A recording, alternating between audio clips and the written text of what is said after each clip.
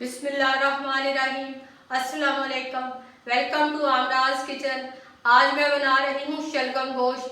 बना मैं मटन में रही हूँ। बनाना नहायत आसान है, बहुत ही आसान तरीके से आपको बताऊंगी। शुरू से एंड तक मेरी रेसिपी को फॉलो करें ताकि आपको हर चीज़ का पता चले कि मैं आपको कितनी आसान टिप्स के साथ समझा रही हूँ। तो आए बनाना शुरू करें। सबसे पहले मैं फ्लेम ऑन करूँगी। सबसे पहले जो मैं फ्लेम रखूँगी वो मीडियम टू हाई होगी, क्योंकि मैंने इसमें पहले उबाल दिलवाना है, बाद में इसको मैं दम पे ले जाऊँगी। तो सबसे पहले मैं फ्लेम ऑन करूँगी। ये 1 kg दस्ती का गोश्त है जो मैं ले रही हूँ, ये मैं ऐड करूँगी। आप कोई सा गोश्त भी ले सकते हैं जो आपको पसंद हो, मिक्स गोश्त जैसे आपको अच्छा लगता है। ये लहसुन है, इसके मैंने एक पूरे लहसुन के, ये देसी लहसुन है, इसके जबे मैंने निकाल के रखे हुए, ये मैं ऐड करूँगी। ये 1 अदद बड़े साइज का प्याज है, ये ऐड करूँगी। ये तकरीबन 3 टेबलस्पून अदरक है, ये ऐड करूँगी। ये 4 जो है टमाटर हैं, लेकिन ये छोटे साइज के थे इसलिए ये पूरे मैं ये सारे ऐड करूँगी। तकरीबन 2 गिलास पानी के डालूँगी ताकि एक ही दफ़ा पानी डालूँ, बाद में मेरा को दोबारा ना डालना पड़े और मेरा गोश्त इसी में गल जाए। 3 टीस्पून मैं नमक का ऐड करूँगी।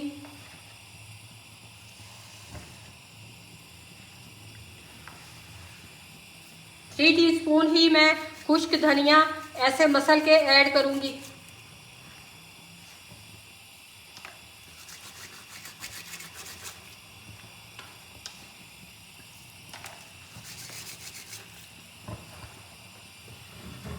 और इसको ढककर हम पहले उबाल तक पकाएंगे। उसके बाद मैं इसका फ्लेम बिल्कुल लो पे ले जाऊंगी। ये अपनी इसकी इसी पानी में इसकी ये सॉफ्ट करूंगी और पूरा सॉफ्ट करूंगी। तो ये यानी मुझे पूरा सॉफ्ट चाहिए। और दूसरी साइड पे मैं शलगम को उबालूंगी पहले। ये मैं इसका फ्लेम भी पहले हाई रखूंगी, बाद में मीडियम पे लेके जाऊंगी।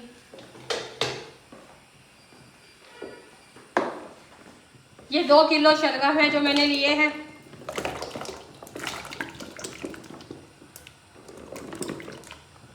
शलगम को मैं तब तक पकाऊंगी जब तक ये अच्छे तरीके से सॉफ्ट ना हो जाए। हमें मैश वाले शलगम अच्छे लगते हैं। आप लोगों को अगर बड़े वाले या शोरबे वाले पसंद है आप वैसे बना लें। मैं अपने तरीके से आपको बनाना सिखा रही हूँ, आप इस तरीके से भी बना के देखें, आपको बहुत मज़ा आएगा। ये मुझे रखे हुए 2 घंटे हो गए हैं जो मैंने दम पे रखा था। बीच बीच में ये 1-2 दफ़ा मैंने इसको देखा है। अब मैं इसको दोबारा देख रही हूँ 2 घंटे बाद। गोश्त हमारा अच्छे तरीके से टेंडर हो गया हुआ है और पानी भी हमारा ड्राई हो गया हुआ है। इस स्टेज पे मैं आपको अब फ्लेम को मैं मीडियम टू हाई कर लूँगी और 1 कप ऑयल का मैं इसमें ऐड करूंगी।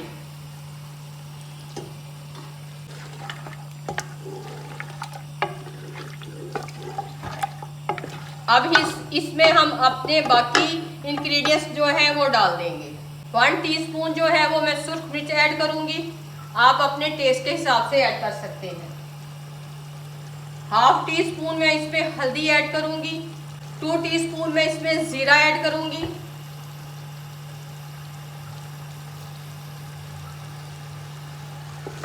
और इसकी आप मैं 15 से 20 मिनट तक भुनाई करूंगी।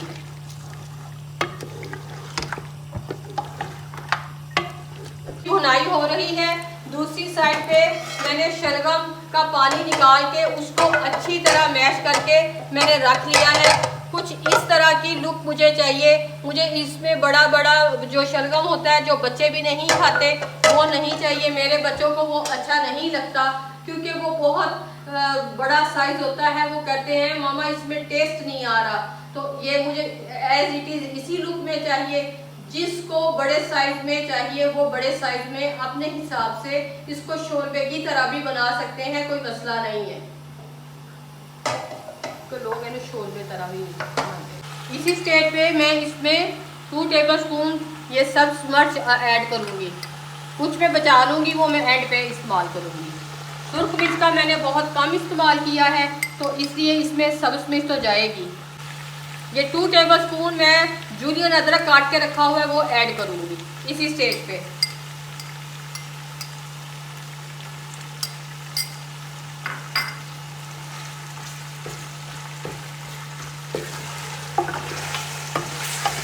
گوشت کی ہم اچھے طریقے سے بھنائی کریں گے۔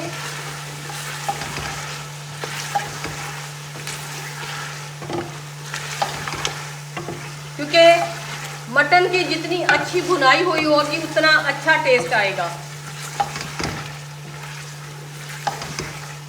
مٹن ہمارا اچھی طریقے سے بھون گیا ہے، سارا آئل بھی سائڈ پہ نکل آیا ہے۔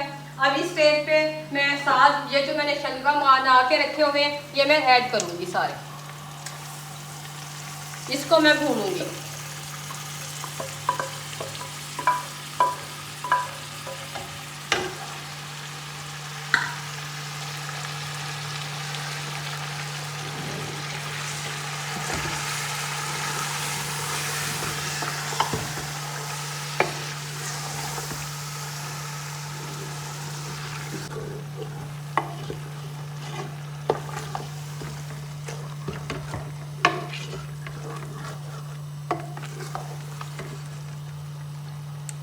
اس کی بھنائی کرتے ہوئے مجھے 15 منٹ ہو گئے ہیں۔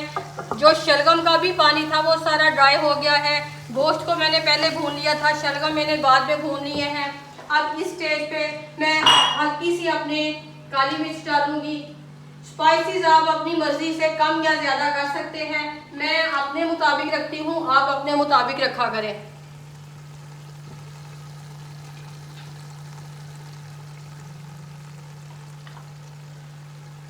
اسی سٹیج پہ میں نے جو باقی مرچیں بچا کے رکھی ہوئی تھی وہ ڈالوں گی۔ جولین ادرک ڈالوں گی۔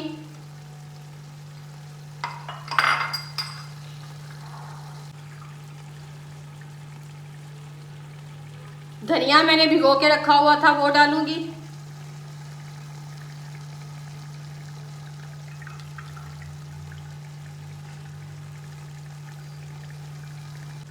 اور ایک اہم بات، شلگم گوشت میں کسی بھی چینی کی ضرورت نہیں، شلگم خود میٹھے ہوتے ہیں، آپ اس میں چینی ڈال کے اس کا ٹیسٹ خراب کرتی ہیں۔ اگر آپ اس کی اوریجنل میٹھے جو ہیں اسی حساب سے پکائیں گے یہ ٹیسٹ زیادہ بنیں گے، یہ زیادہ اچھے بنیں گے بنسبت اس کو چینی ڈال کے آپ میٹھا کر دیتی ہیں۔ اب تیار ہے، اب میں آپ کو ڈش آؤٹ کر کے دکھاتی ہوں۔ ماشاءاللہ سبحان اللہ، اب آپ کے سامنے ہے، کیا اس کا کلر ہے، کیا اس کی بیوٹی ہے۔ اب آپ خود دیکھیں کہ اتنا شاندار، کتنے آسان طریقے سے میں نے آج آپ کو شلگم گوشت بھی بنانا سکھایا ہے۔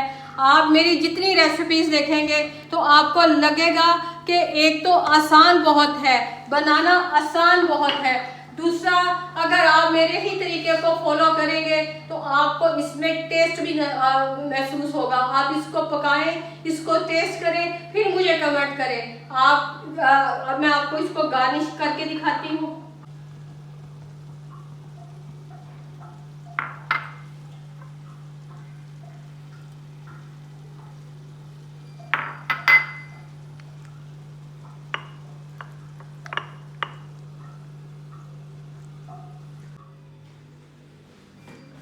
اگر آپ کو شلگم گوشت کی میری ریسیپی اچھی لگی ہے، اس کو لائک کریں، شیئر کریں، سبسکرائب کریں، اپنا خیال رکھیں، مجھے دعاؤں میں یاد رکھیں۔ اللہ حافظ۔